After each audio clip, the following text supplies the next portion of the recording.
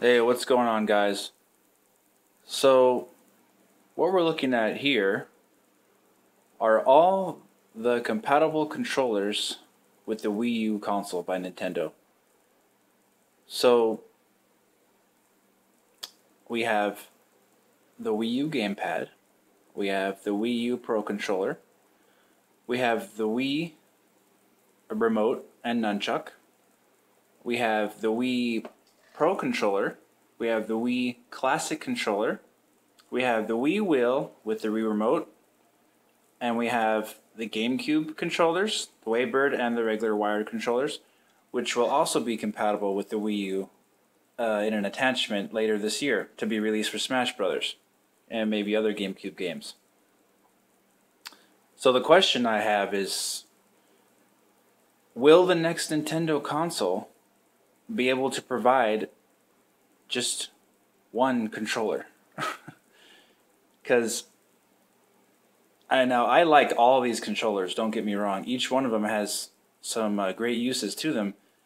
But in actuality, as the core controller for each of the last three systems, the GameCube, the Wii, and the Wii U, only three controllers that you see here are the main controllers. Well, four if you count the nunchuck. The main controllers for the GameCube were the regular GameCube controller, and he had one basically with the Wavebird, but they were basically the same controller. One was wireless, one was wired.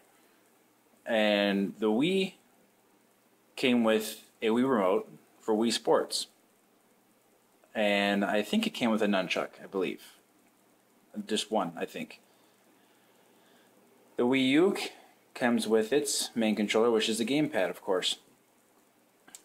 So, the additional controllers that we have, none really for the GameCube, just the wireless option. But for the Wii, things kind of got a little bit messy. They first released the classic controller to play virtual console games. And I actually like that controller very much. The D-pad is perfect in the perfect placement. The analog sticks on there are kind of useless. But they were there just in case you need them for N64 games, which never really worked very well. But it was basically like a Super Nintendo controller with some analog sticks. And the Pro controller for the Wii that they used, the Pro Classic controller, the official name, was used for first-person shooters like Call of Duty and GoldenEye, things like that. This controller actually works very well for those games, way better than the classic controller. So there was their first mistake, is that they should have just came out with the Pro controller or some kind of solution between those two for the Wii instead of releasing two controllers. And for the Wii U, the Wii U is compatible with all these controllers, so it becomes really convoluted.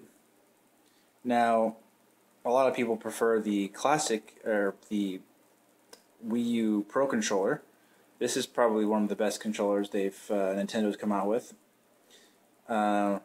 If you don't need to have a gamepad or the touchscreen, this controller will get the job done extremely well. And the Wii remote and nunchuck is really fun for first-person shooters that the Wii U has, like Call of Duty Ghost and Black Ops 2. A really unique experience that can't be emulated on any other console, really. But sadly, that potential was never really used to its full on the Wii or the Wii U. So what we have here is a bunch of controllers. We also have, of course, the Wii Wheel for games like Mario Kart, which was bundled with the game and sold millions and millions of copies and accessories. So no doubt Nintendo made a killing on the Wii Remote controller itself. When the Wii came out, a lot of people bought the Wii. They wanted to play golf and bowling, so they bought 4 of these, usually with the console, and play with their families.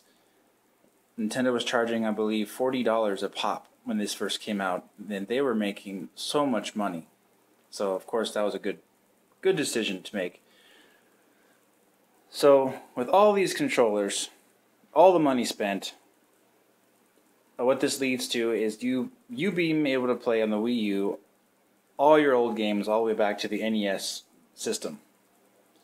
Unfortunately for the Wii U, there's no Nintendo 64 or GameCube Virtual Console games available on the system yet. However, you can play those N64 games at least in the Wii mode, which is kind of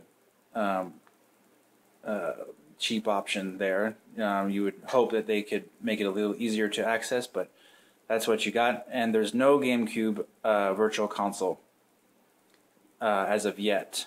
So Nintendo did announce they will release GameCube games on the Wii U in the future, which they have already done with Wind Waker, a remake. And of course with Smash Brothers later this year, they're going to make the controller compatible with the system with an attachment. What will be really nice, Nintendo's really innovative now, we all know that, is that if in their next console, if they could somehow get rid of all of this and just have one controller to play all the games, instead of having so many different controllers to do so many different types of games. They could have one controller somehow be able to play most of their games. Granted, the Wii controller will probably be lost in the mix with motion control, so they might have to figure that out if they want to have backwards compatibility. But at least for Nintendo 64, Super Nintendo, NES, GameCube, and Wii U, and their other handheld devices, they could theoretically come up with one controller to play all those games. And somewhere in between the Pro Controller and the gamepad, there's going to be some kind of a good solution to support that. They're the innovators, so Nintendo, come up with something good and surprise us all. And we will look forward to having maybe a little less convoluted way of playing your games on the next console, and I really do look forward to it. But yet again, I do want to say that I do like all of these controllers. They all have very good uses for each type of game they're designed for. So, that's it for this video, guys, and we'll see you next time. This is Metal Dave. Take care.